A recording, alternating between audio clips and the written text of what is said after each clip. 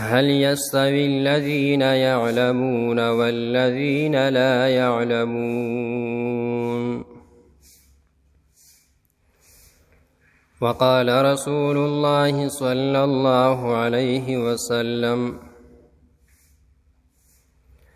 من خرج في طلب العلم فهو في سبيل الله حتى يرجع وقال الله تعالى في شان حبيبه محمد صلى الله عليه وسلم إن الله وملائكته يصلون على النبي يا أيها الذين آمنوا صلوا عليه وسلموا تسليما اللهم صل على محمد وعلى آل محمد كما صليت على إبراهيم وعلى آل إبراهيم إنك حميد مجيد. محترم سامعین،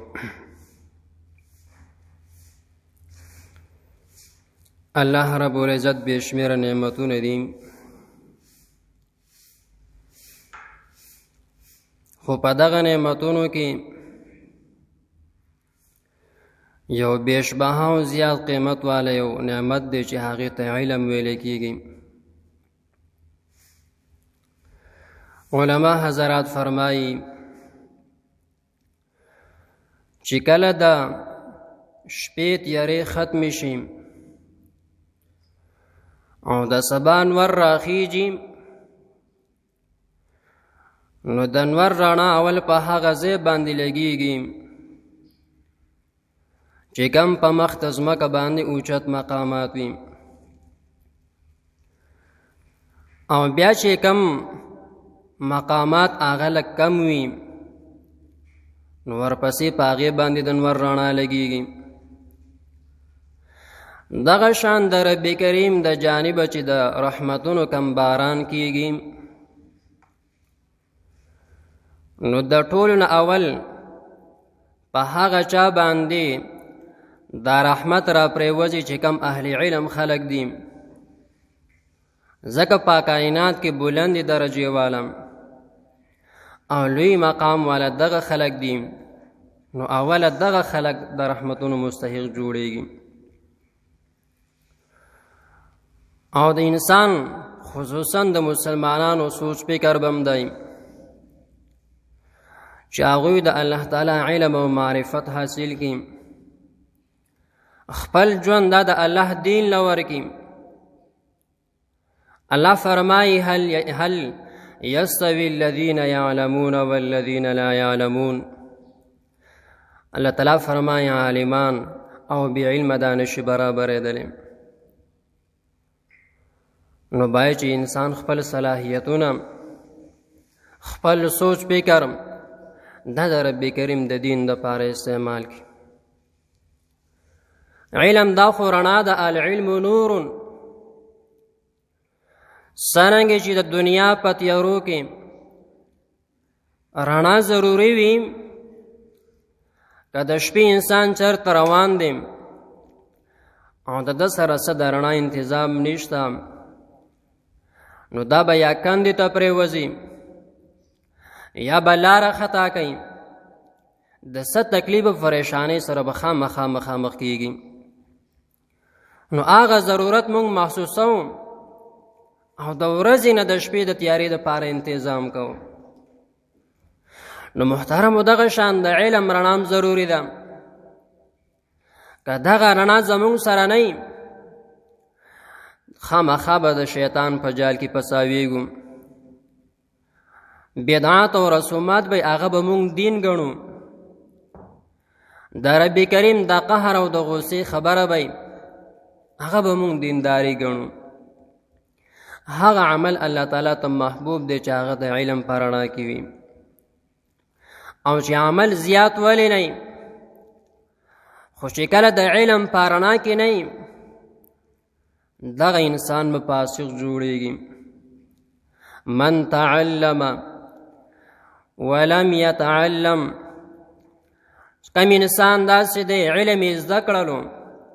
خو ولم يعمل، په هغې باندې عمل نه کوي، نو دا فاسق، دا زندق انسان دی. او بیا فرمایي ومن تصوف ولم يتعلم، کم انسان عمل کوي خو علم ورسره نشته، نو فقط تفسق، دا فاسق انسان جوړیږي. ومن جمع بینهما، چا چې د علم سره عمل وکړلو فقط تحقق، دغه انسان کامیابی ته ورسېدلو. نو محترم عمل بکو د رب کریم د منشا مطابق او د قرآن و سنت په رڼا کې. نو که زمونږ د عمل سره د علم رڼا وه دا کامیاب انسان دی، او الله رب العزت د ده په وړوکي عمل به د رضا فیصلې کوي، او د دغه بنده نه به د خوشحالۍ اظهار کوي. سفیان ثوری رحمه الله فرمایي وایي کله چې د یو عام انسان الله رب العزت خوشحاله شي د دغه انسان دپاره رب کریم په جنت کې یو محل تیار کړي، او کله چې الله رب العزت د طالب علم نه خوشحاله شي رب کریم ولا په جنت کې محل نه جوړوي، رب کریم د دغه طالب علم دپاره په جنت کې خار تیاروي. څومره لوی شان الله تعالی طالب علم ته ورکړی دی. او سفیان ثوری رحمه الله فرمایي وایي کله چې طالب علم په دې خپله لاره علمي کې اخلاص پیدا کړي، سبل نیت یې نه وایي د ده نه افضل انسان بل نشته دی. روایت ما ستاسو په وړاندې عرض کوم چې څوک د علم د زده کړې دپاره راوځي نو د واپس راتلو پورې دا د الله په لاره کې دی. که بالفرض ته مرګ راغلی دا مرګ د شهادت دی. او فرشتې چې نورانی مخلوق دی د رب کریم د سترګې د رب برابر نافرمانی نه کوي، هغه پاک مخلوق دغه طالب علم ته خپلې وزرې غواړي. نو طالب علم چې ګرځي دا د فرشتو په وزرو باندې ګرځي. نو محترمو چې رب کریم اهل علمو ته طالب علم ته دا شان ورکړی دی او دا لوی کمال یې ورکړی دی، نو دا صرف په آس ارزوګانو سره نه حاصلېږي، دا د مال سره هم تعلق نه ساتي. ورنه مالدار خلک هغه به اهل علم وي، په پیسو باندې به د علم لویه ذخیره اخیستلی او عالمان به وي. غریبانانو په وس کې به نه وي چې مال یې ورکړی وي علم یې اخیستی، دغه شان جاهلان به پاتې شوی وي. او په ارزوګانو باندې هم نه ده چې بس انسان تمنا وکړي چې بس یو عظیم الشان عالم وي او مفتی وي او خلکو ته ما درس و تدریس کولی او د الله تعالی رضا مې لټولې، نه بلکې د دې سره به ستړی برداشت کړي چې کله د علم مقام ته رسېږي او ته په معاشره کې د خلکو دپاره مصلح او خیرخوا جوړېږي او خلکو ته د دین نشر او اشاعت کې د هغې دپاره به مخکې ستړی برداشت کړي، د دین دپاره به سفرونه هم کې، د دین د زده کړې دپاره به د استاذ رټل برداشت کړي، د استاذ سختې خبرې به برداشت کړي، لوږې او تندې به برداشت کړي، د دنیا خواهشات او د دنیا ضرورت به شاته کړي،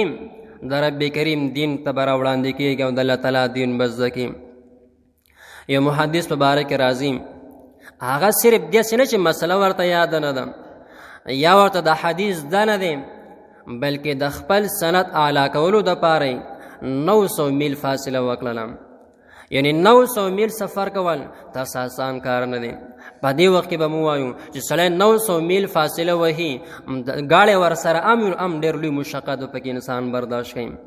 په هغه زمانه کې خو داسې د جازونو انتظام نه او نه داسې سهولیاتو او نه داسې روډونه جوړو.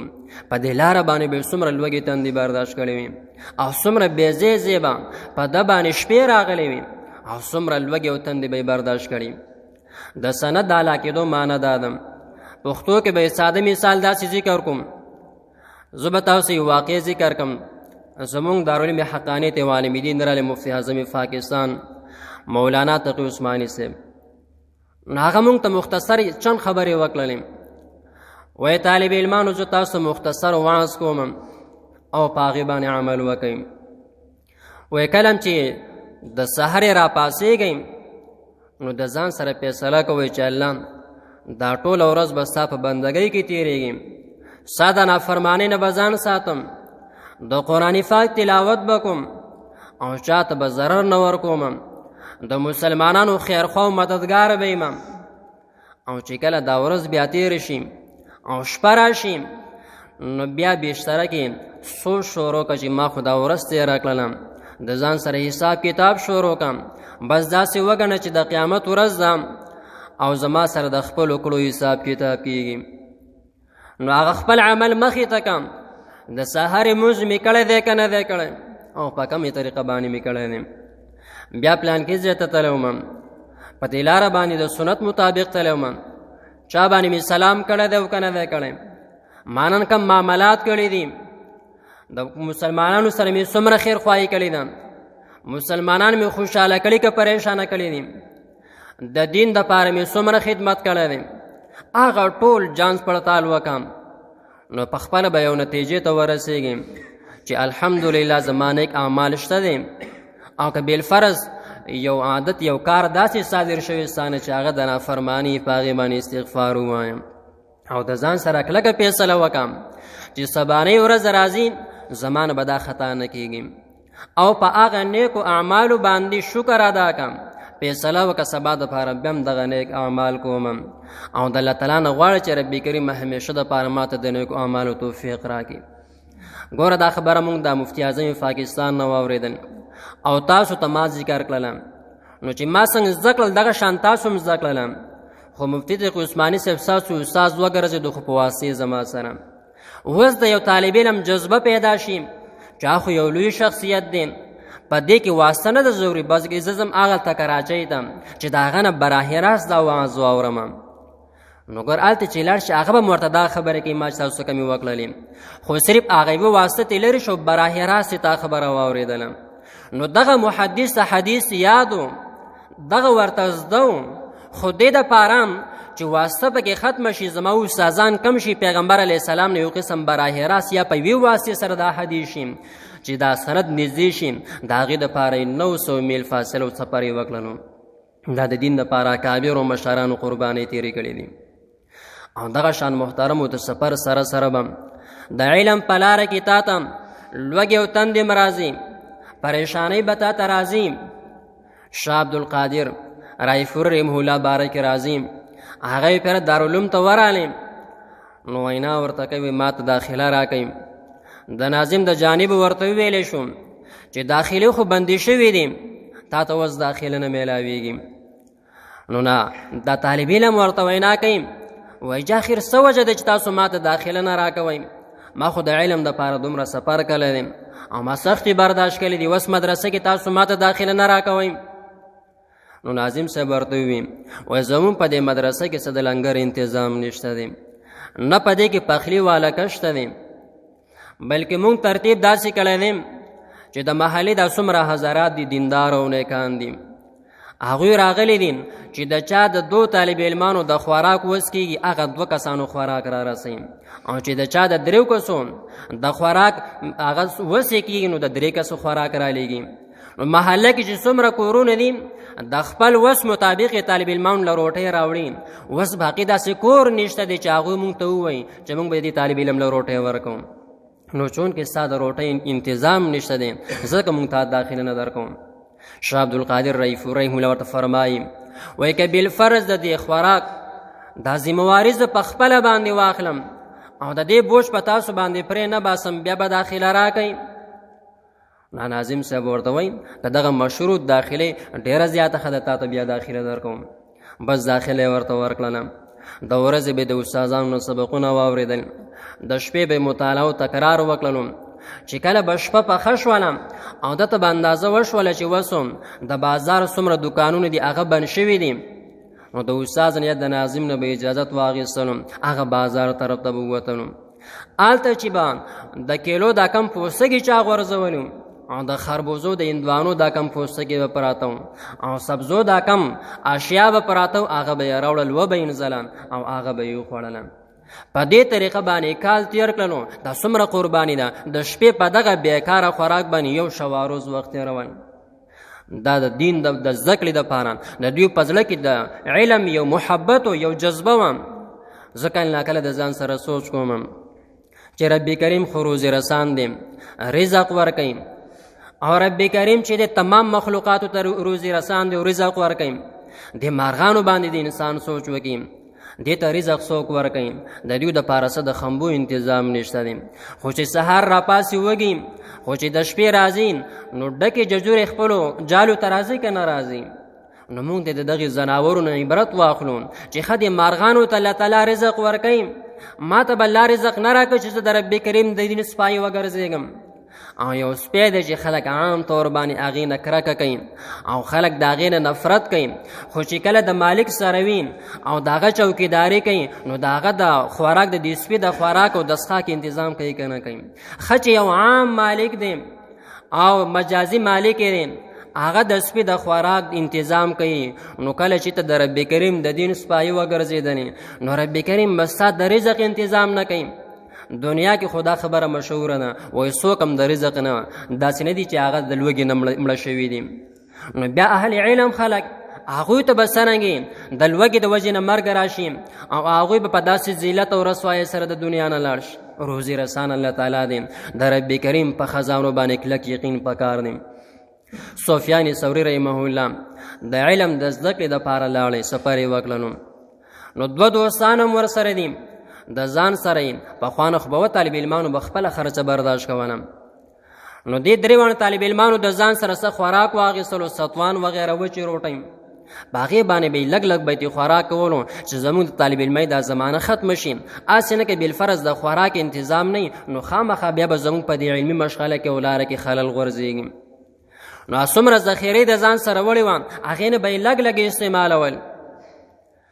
نو چې کله د علمي کال پوره کېدلو پای کې 3 ورځې پاتې شولې او د الله شان ته ګوره چې دوی د ځان سره څومره توخه وړې وه هغه توخه ختمه شوله 3 واړه پریشانې دي که بالفرض وځو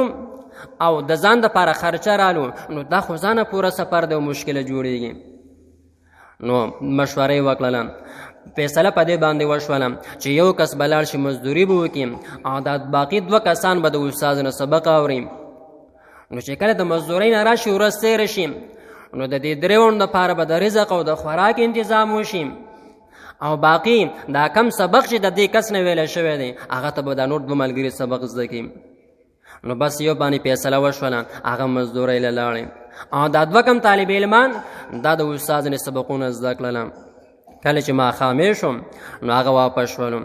ملګري تپوس کوي وایي څه ترتیب دې وکړلو څه مزدوري وشوه که ونه شوله نو هغه ورته وینا کوي وایي ما د داسې مالک سره مزدوري وکړله چې د هغه د جانبه بدله یقیني ده او هغه معمولي چې ښېګړه وکړلی شي نیکي انسان وکړي د هغې بدله خامخا ورکوي هغه اصل کې تللی مزدورۍ له نه وتلې بلکې سیده جومات ته لاړ په جومات کې الله تعالی ته په زارۍ باندې شو او داسې وکړو نفلونه کوو د قرآن تلاوت کوم او الله تعالی ته زاري شروع کړله چې کله 2 ورځ شوه 2 ملګری مزدورۍ له لاړې باقي 2 طالب علمان هغه د سبق دپاره پاتې شول په 3 ورځ باندې هغه 3 ملګری لاړې چې کله شپه راغلله نو د هغه زمانې چې کم حاکم و هغه خوب ویني خطرناک خوب یې ولیدلو ګوري په خوب کې چې یو اژدها ده او یو بلا غوندې شکل دی ډراوني خوفناک شکل دی او د باندې حمله کې داسې پنجې چوته کړله او وینا کوي چې د سفیان ثوري او د هغه د 2 ملګرو حال معلوم کړم چې څرنګې دا خبره یې واورېدله فوراً په دې وخت کې سترګې کولاو شي او کسان وزیران ته وي وایي زر تر زره د اشرفو 3 تیلې ډکې کوي او چاپیره وګرځئ سفیان نومي کس معلوم کوي هغوی 3 واړو ته دا تیلې حواله کوي او وینا ورته وکوي چې کله دا خو ستاسو شولې خو مونږ ته خپل معلومات راکوي چې څومره خزانه ده د هغې نه باقاعده تاسو دپاره وظیفه مقرر شي نو چوکیداران وګرځېدل یو ځای ته بل ځای ته حتی په دغه ځای ته ورغلل چې په کوم ځای کې سفیان ثوري رحمه الله ناست ورته وینا کوي وایي دلته سفیان نومې څوک شته وینا ورته وکړه شو او دا سفیان ثوري دی د 2 ملګري دي هغه 3 واړه تیلې ورته حواله کړې او ورته وایي چې حاکمي وقت د طرف نه تاسو ته راغلي دي او ورسره حاکمي وقت وایي چې تاسو خپل معلومات او خپله پته مونږ ته راکړئ باقاعده به د خزانې نه تاسو ته وظیفه م راځي نو سفیان ثوری رحمه الله چې دغه درې واړه تیلۍ ولیدلې د اشرفو نه ډکې او د حکیم وقت نه دا پیغام واورېدو خپل منځ کې بیا راجمع شو یو بل سره مشوره کوي و یاره مونږ خو چې راغلي وو د رب کریم د امداد غوښتنې دپاره راغلي وو او مونږ چې دا کم سبق وایو په دې کې خو مونږ ته ترغیب راکولی کېږي چې تاسو به د الله نه غواړئ او خپل حاجت به الله تعالی ته ظاهروئ نو چې د بادشاه نه غوښتنه کوو په واسطې سره نو براه راست د هغه بادشاه نه ولې غوښتنه نه کوو چې هغه د بادشاهانو بادشاه دی هغه وظیفه یې وانغېستله هغه یې ورته واپس کړله هغه 3 ورځې خو اسیم پوره شوې وې په لوږه باندې د هغه ځای نه واپس شول خپل وطنونو ته راغلله زه کله ناکله سوچ کوم د ځان سره چې د مدارسو خلاف کمې خبرې کولی کېږي یا د مدارسو خلاف کم بدګمانیانې پیش کولی کېږي او کله وایي چې د دې سره امداد مه کوئ او د دې سره تعاون مه کوئ نو زم چې هغه ورځ به ډېر زر په نظر باندې راشي چې کله مدارسو باندې پابندي ولګولی شي او د دې سره هیڅ قسم امداد او مرسته نه کولی کېږي نو څنګه چې مریم بیبي ته الله تعالی غیبي رزق ورکولو په بنده دروازو کې او دغه شان په بند دیوالونو کې او بې موسمه میوې ورسره وي چې تپوس به ترې وکړلی شو چې دا د کم جانبه دي وایي دا د رب کریم د طرف د ماله راځي نو زم دغه شان د مدرسو دروازې به بند دي میاشو 2 به تېرې شي هغې ته به بلکل د رزق اړو د رسایي انتظام بنئ خو که بیا خلک ورشي زه امید ساتم د الله تعالی د ذات نه او د مهربانۍ نه چې د هغه خلکو سره به ناشنا خوراکونه ویني روزي رسان خو الله تعالی دی د رزق وعده الله تعالی هغسې بار بار موسی علیه السلام واقعه تاسو نه اورئ چې په هغه 3 کاڼو کې دننه چینجې د رب په خوله کې شنه پاڼه ده او رب کریم د هغه ته رزق انتظام کوي نو روزي رسان الله تعالی د طالب علم د پاره به د رزق انتظام نه کوي نو محترمو چې څوک د الله شي الله تعالی د هغه وګرځېږي نو دا سوچ به نه کوم که بالفرض زما بچې طالب علم وګرځېږي د ده به د خوراک څه انتظامي د ده سره خو به څوک رشتم بیا نه کوي او نه به په معاشره کې څه وقار او څه عزتي محترمو خپل زارونه الله تعالی ته وسپارو ومن یتوکل علی الله فهو حسبه چا چې په الله باندې توکل وکړي رب کریم به کافي او شافي وګرځېږي والله یرزق من یشاء بغیر حساب الله تعالی چاته هم چې وغواړي بې حسابه رزق ورکوي بیا دې ته هم نه ګوري چې دا مسلمان دی که دا کافر دی نو چې کله څوک د الله وګرځېږي نو داسې بېنوا او بې سهارا به بیا پرېږدي د هغه دپاره به خامخا د رزق انتظام کوي او محترم یوازې داسې نه ده چې صرف کم غریبانان دي د هغوی زړه ته صرف د دې علم دلچسپي لګېدلې ده بلکې رب کریم داسې هم کله چې د بادشاهانو په کورونو کې هم هغه طالب علمان پیدا کړي دي چې د هغوی مثال د سپنج ګرځېدلی دی لکه څرنګه چې سپنج انسان په اوبو کې کیږي او هغه اوبه راکاږي تمام په تمام باندې او دغه اوبه د دې رګ رګ ته ورسېږي تمام اجزاو ته ورسېږي دغه شان دا طالب علمان د دین د زده کړې دپاره تږي ګرځېږي دې ته بیا نه ګوري چې هلته شاهي خاندان کې خو به زما ډېر اکرام او اعزاز و هلته خو به زما ډېر بهترین ښایسته لباس و اعلی خوراکونه به او زما به قدر او مدار و خلک به ما ته کېناستل او پاڅېدله هغې ته بیا نه ګوري د هارون رشید بادشاه یو لوی بادشاه تیر شوی دی د هغه یو زوی دی شهزاده نو هغه ته رب کریم د علم دا محبت ورکړلو نو داسې د لیونو غوندې به ګرځېدلو داسې عام ساده لباس کې او د خوراکونو به هم داسې یو طرفداري کوله وچه روټۍ به یې په اوبو کې داسې لمده کړله او هغه به یې خوړله نو چې کوم وزیران ورسره پلار ته یې وله ګیله وکړله چې ګور دا ستا بچی دی دا خو باید چې ښایسته پاک ګرځېدلی او اعلی لباس یې اغوستلی او ښایسته خوراکونه یې کولی چې دا مجلس په د باندې بارونقه ښکارېدلی نو پلار ته هم دا خبره داسې ناخوښه راغلل بچی یې راوغوښت وایي بچیه ستا د وجې نه خلک یو قسم ماته پیغور راکوي تا ته اخر څه کم دي ته چې څه قسمه ګرځېدل او چکرې غواړې تا ته میلاویږي کم قسم لباس غواړې هغه به تا ته میلاویږي نو هغه بچی ورته وینا وکړل وایي ما ته په دې محلاتو کې او په ستا په دې دیوان کې هېڅ قسم څه لذت او مزه نه راځي ښه نو بچیه تا ته په څه کې خوند او مزه راځي وایي بابا جانه ما ته اجازت راکړه چې زه د علم د زده کړې دپاره لاړ شم سفر وکړم او د الله تعالی دین زده کړم پلار ته هم په دې غوسه راغلله وینا یې ورته وکړه زه بس تا ته اجازت دی ځم نو چې کله د مور نه رخصت راغېستلو مور ورته وایي بچې ته زما نه جدا کېږي زما زړه ټوکړی او د علمي سفرو کې خو ډېر لوی مشقتونه برداشت کولی هغه موږ ته معلومات شته دي لوږې تندې په دې کې راځي بېځې سفرونه او دغه شان شپې په دې ځای کې راځي د علم په لاره کې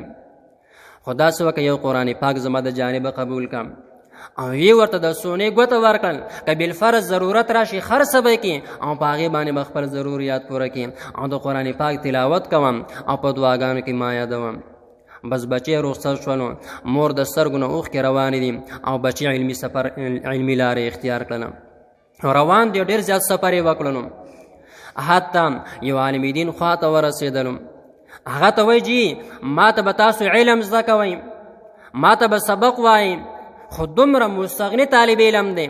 د رب کریم په ذات کلک یقین دی چې زه به نه چاته لاس نیسم او نه به په استاذ باندې بوج جوړېږم او نه به مدرسې هغه پرشي استعمالوم بلکې جومات ته به راځم هلته به خپل ګذران کوم